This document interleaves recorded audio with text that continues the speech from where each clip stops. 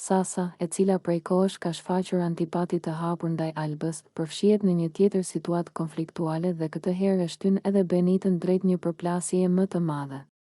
Ajo e nis provokimin me një ton të fortë, të ngarkuar me ironi dhe përçmim, duke e ditur që fjalët e saj do të ndezin zjarrin mes vajzave. Alba është si ato lopat e mëdha, që vetëm zën vend dhe s'bëjnë asgjë.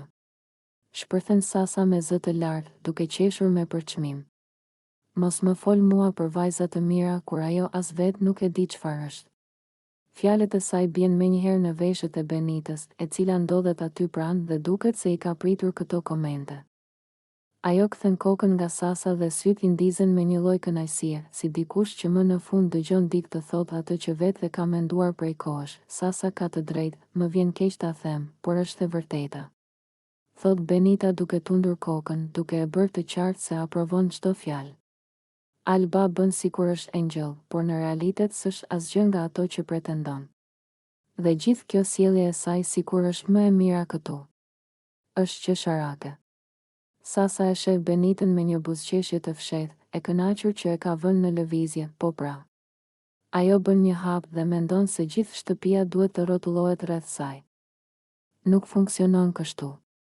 Dhe nuk e di ku i gjen gjithë ato mendime për veten.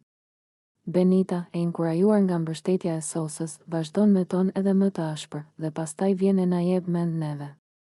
Sikur jemi të gjithë budallënj dhe ajo e vetmja e mençur këtu.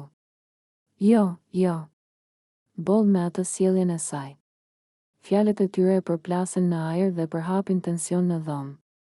Disa banor fillojnë të shohin njëra tjetrën të shqetësuar, të tjerë rrinë të heshtur duke pritur të shohin nëse Alba do të dëgjojë gjithçka që po thuhet. Sasa dhe Benita tashmë duken si një ekip i formuar, të dyja të lidhura nga pakënaqësia e tyre ndaj Albës. Atmosfera ngushtohet, ndërsa fjalët e tyre bëhen gjithnjë më të ashpra.